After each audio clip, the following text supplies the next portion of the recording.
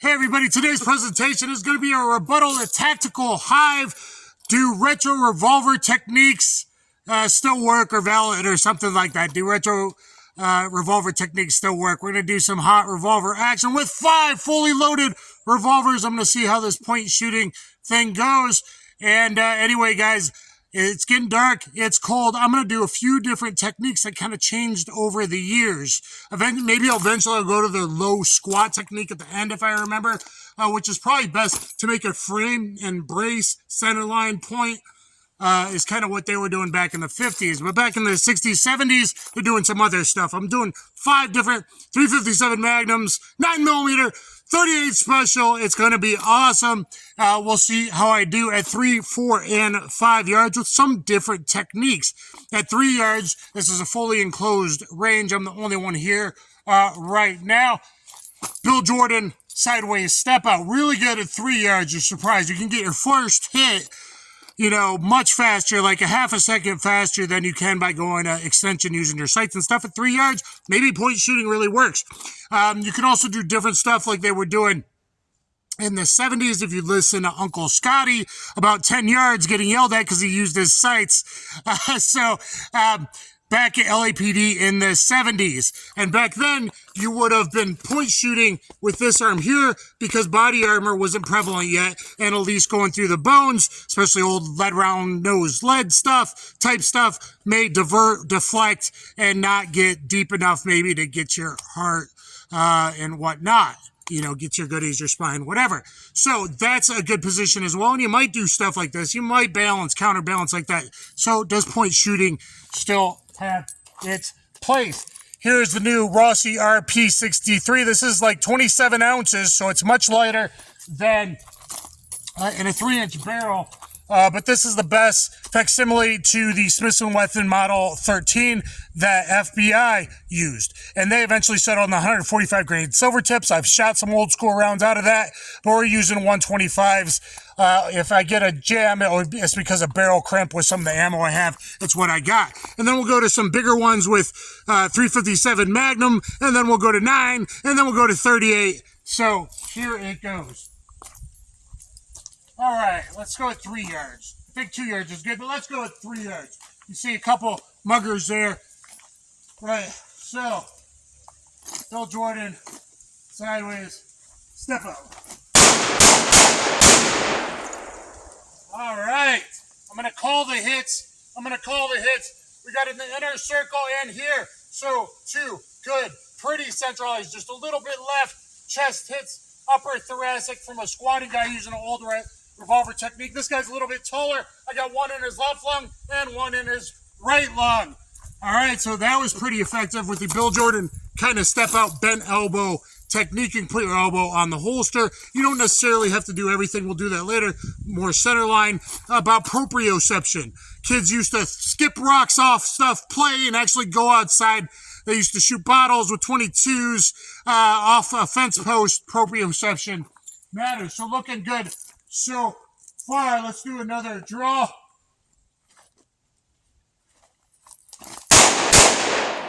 All right, let's check our hits. We got one low left. That was bad into his liver.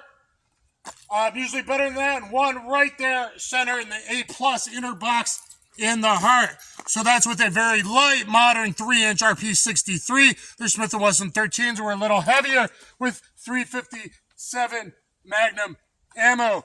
Let's go to a 7-shot Ruger GP100 3-inch with 158 grain Magnums. All right, looking good so far, except one hit a little questionable, but it was a hit. All right, let's go at 4 yards.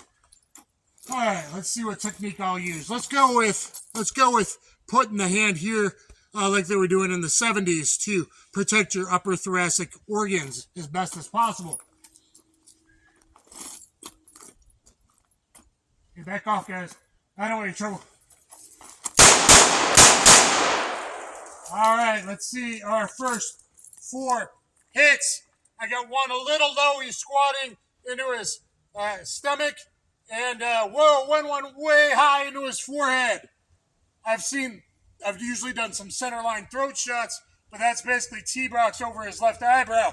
And I got 2 double tap on top of each other in that guy's left lung. It's still going pretty effective. All right, back at 4 yards. Let's try their technique. I was going to do it later, but let's try their technique, and if the hits are bad, I'm going to do it with a frame, getting low, and instead of the elbow, bent elbow like you could have on your holster, I'll try and bring it a little more center line.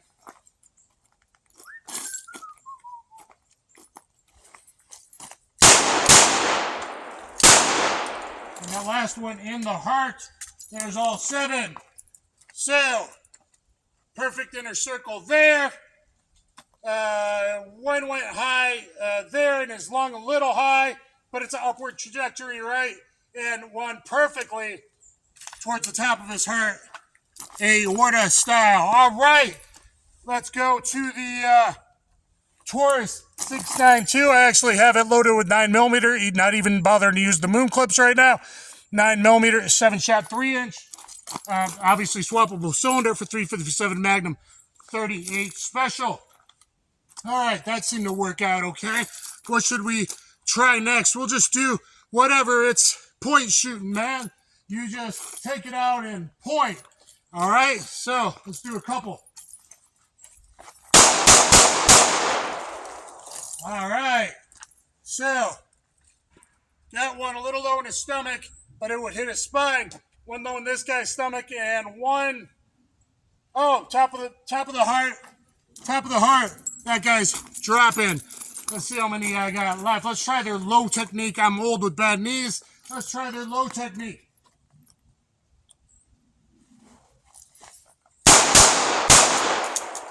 All right, good hits there. One here, I think one up there, that's good.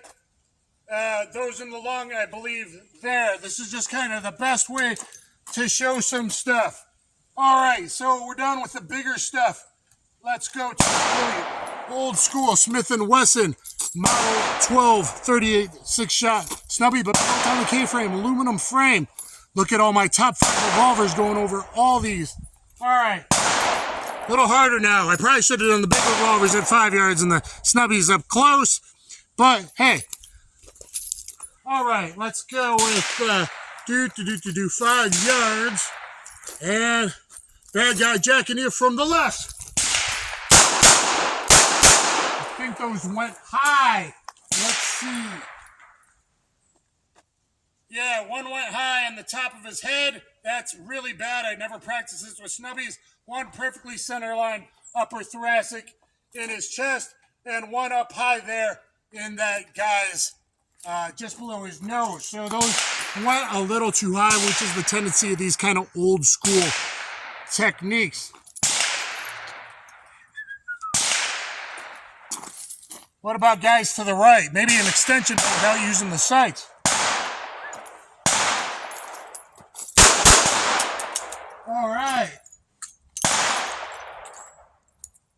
Oh, we're at 4 right there. Good. Upper thoracic. Chest. Hits. And let's finish off with Mr. Jim Cirillo over here with the Colt Detective Special.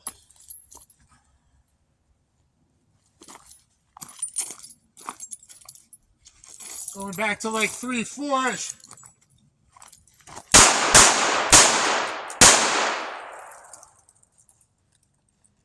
Another one in the heart. I don't know if I had that one in his neck before. Another one right there. Perfectly center line would be hidden. Upper thoracic and into his spine. And I think I got 2 more. I don't know if I short stroked. I don't think so. I think I got a bad round, bad primer. All right. So, anyway, guys, can it be effective? Yeah. Might you get a miss? And that's total. Modern times comes with a whole lot of liability. Let's see. So I did one technique. Their new technique really low as best as I could. I think for that one you should brace on your leg to make a frame, a structure. But let's look at all these. Showstopper, maybe not a showstopper, but, you know, pretty good. Showstopper, showstopper, 3 of them hitting his hand, but would go through into the upper thoracic, make him drop that gun. 1, 2, 3, 4, 5, low, oh, 1 really low down there. That's not acceptable to me, but hey, it's a hit on target. Hair, liver, is that as good as using her sights? Probably not, but let's look at this guy. 1 up there in his nose, 1 in his neck, lungs. 3, 4 in the heart, across the top of his heart. Lung there, bottom of the lung there, and only 1 low in the stomach. So guys, Tactical Hyve, what do you guys think? Hopefully you respond to this. Do you guys think some of these retro revolver techniques are good? Why do I train with revolvers? Because they're friggin' cool, and it gives you better trigger control and makes you a better shooter. Please look at all my revolver content, and let me know what you think of some of my CQB, CCW draws. Let me know in the comments down below. Thanks, everyone.